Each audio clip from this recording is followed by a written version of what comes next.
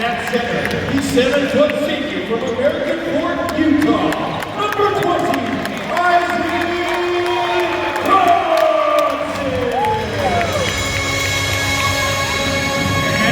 What is up, you guys? I know it's been quite a bit since, actually it's been a little over a week since the last preseason game for UH men's basketball concluded.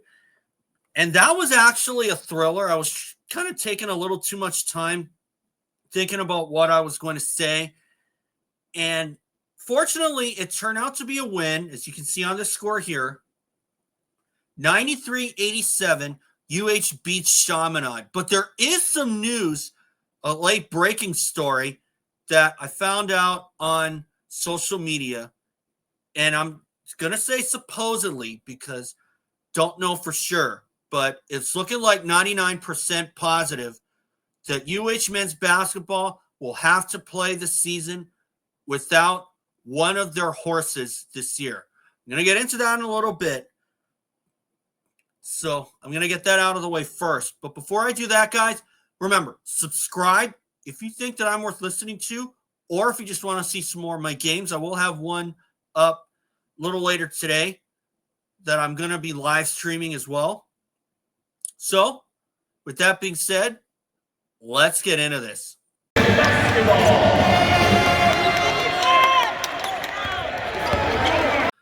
UH turns back Chaminade. Hunter Erickson and Dre Bullock, big helps. And this is the big one. This is the breaking story. Tanner Cuff possibly out for the season. Now, I was looking on this. Now, I'm going to get the breaking story out of the way first because that happened the most recently. Now, supposedly, Tanner Cuff is out with a knee injury, and he's going to miss significant time. Now, this is unfortunate for the University of Hawaii men's basketball team because at first they were picked to finish 5th in the Big West, which is going to be their final season in that conference before they move to the Mountain West for next year, or next season, rather. And unfortunately, this breaking story has proven to be a very big blow to the University of Hawaii, because after Ganat and the coaching crew on the coaching staff hit the portal hard, they were able to find some good pickups like Tanner Cuff, Hunter Erickson, and Isaac Johnson, just to name a few.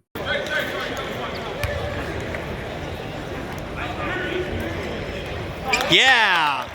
But now it looks like the Tanner Cuff is out for the season with a knee injury. And if this is true, and I say if, because you never know if this is going to impact your season. But odds are 99% that it is true, and Tanner Cuff is out for the season. And that is unfortunate because Tanner Cuff became a dad just before the preseason games got underway. And now it's looking like he will have to spectate for this season, which is extremely unfortunate because the same thing happened to Juan Munoz when he got picked up by the University of Hawaii. He had gone through a rash of injuries, and he was out for the 21-22 season because of knee surgery. And then the following year, he gets 16 points in the exhibition game against UH Hilo, and he hurt his Achilles tendon, and that led to a lot of Jekyll and Hyde games, and Munoz was out for another season. So what does Munoz do? He sent in a waiver to the NCAA petitioning for an additional season.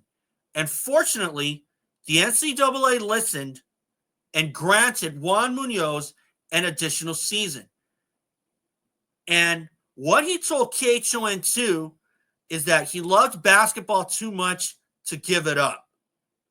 See, I'm referencing them just to make sure I didn't steal anything.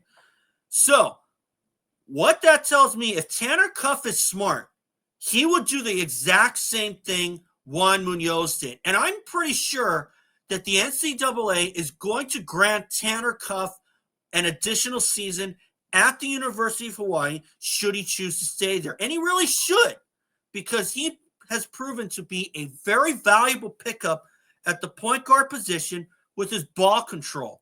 Now, granted, Hunter Erickson did run the show towards the end after UH lost the lead to Chaminade briefly. But Erickson scored 10 points in a 3-minute stretch, and that helped UH get in front. So what that tells me is that Tanner Cuff should get an additional season granted from the NCAA, but there is a chance that it may not happen. I can remember looking on Instagram and seeing that,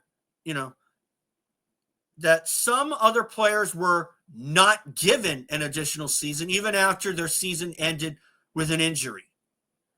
I can't remember the guy's name, but I'm pretty sure that Tanner Cuff will get it. If it worked for Juan Munoz, it should work for Tanner Cuff as well. Now, what they did for Munoz does also, at the same time, prove to be a bit of a head-scratcher, because Jerome DeRosier, a former Rainbow Warrior, had the opportunity to get an additional season because of the pandemic, and all the Ivy League schools, because DeRosier was a student athlete at Princeton before the COVID pandemic hit, and the Ivy League schools were not giving us a season of basketball, just like with UH women's volleyball. And unfortunately, the NCAA decided not to give an additional season to Ivy League players, which was very, very unfortunate. And the way I see it, that's like taking your road test and you nail everything perfectly and your instructor still failed you for an unknown reason. And in that case, you got Jerome DeRosier as the guy who's taking his road test. He nails everything perfectly, and his instructor still failed him for an unknown reason, for something that was not his fault. And the pandemic was certainly not DeRosier's fault then. And obviously, this injury to Tanner Cuff, not his fault at all. I mean, if it was an ongoing problem coming into the preseason games, okay, but that's another story. But you know what? We'll never know, unfortunately.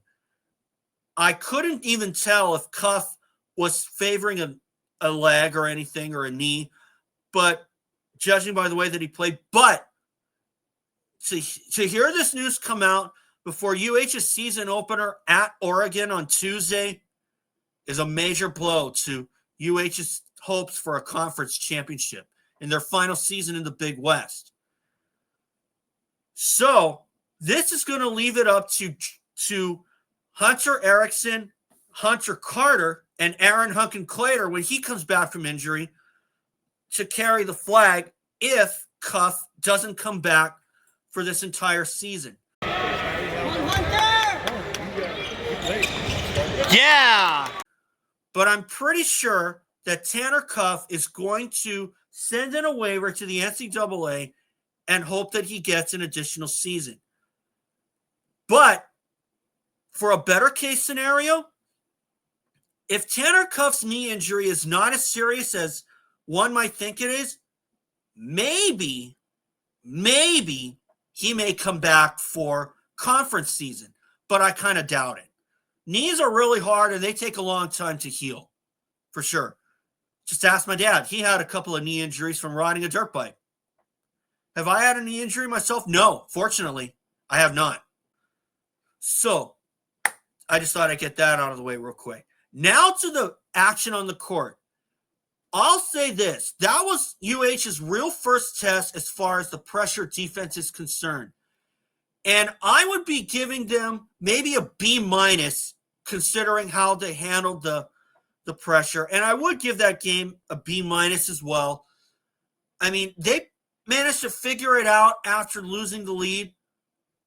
But at the same time, if this is what we can expect to see, maybe conference play might be a problem because their conference opponents are going to pressure them. And it seems like their pressure defense when they deal with the pressure defense, it's always exposed.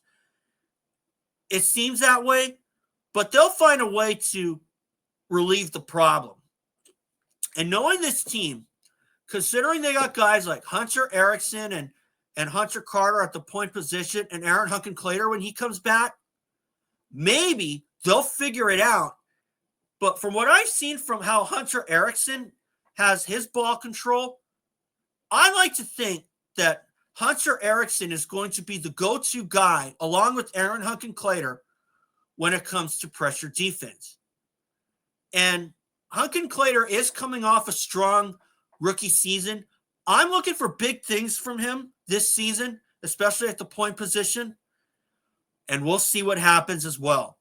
Another guy I was looking for, I didn't mention this in my recap of Pomona Pitzer, but I was looking for big things from AJ Economo, but I think that was really his first test, and he didn't really put in the kind of performance I'm sure he was hoping for. But then again, you have to give him a break because that's really his first real first game. I mean, as far as opponents are concerned, because he's not put in for garbage time. But I'm very certain that AJ Economo is going to get his chance sooner or later this season. Is he going to be a sixth man for his position? Probably not. But I'm still looking for big things from AJ for sure, if he gets that opportunity the same way Cody Williams did. But this guy here, Trey Bullock, I don't know what he ate for breakfast that morning on October 26th, but he did really well with 23 points, and he aided in a 20-5 run for UH to turn back Chaminade. Go, go, go, go, go!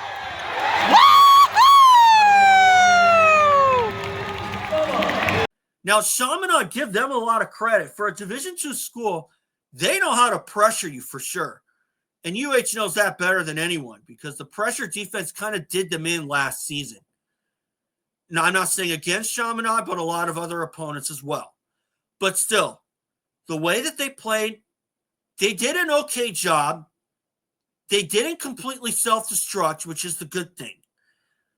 But if they can get a little better and get some guys back on the court, I'm sure that they're going to fix the problem with the pressure defense and learn how to handle it like how they did in 2023-24 when they turned a corner and they started playing up to a level that I'm sure everyone was expecting from the start.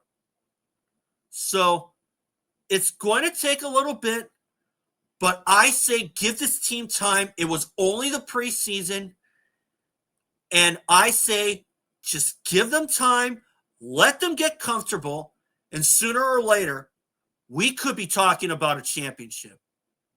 And that's where I'll leave it. So I'm holding out optimism that I'm very certain that UH will fix this problem with the pressure defense and do a better job with it, or do a better job at least. So obviously, I will give that game a B for overall, a B- for the pressure, a B for the entire game. Because winning by 50 the first time and then winning by 6 in the second preseason game may not sound like a big improvement, but you know what? You have to be there to really make the judgment call. And the way that I see this team, they were picked to finish third in Big West play this year. I still think they can pull it off. It's not going to be easy, but once we get some guys back, that'll be a squad to really like watching. And that's a squad that can do great things. They just have to prove it. So that's where I'll leave it for sure. So anyway, guys, thanks for watching. And remember, subscribe, and I'll see you all for after their first road game at Oregon. So thanks, guys. Subscribe. See you all again. Go Bows.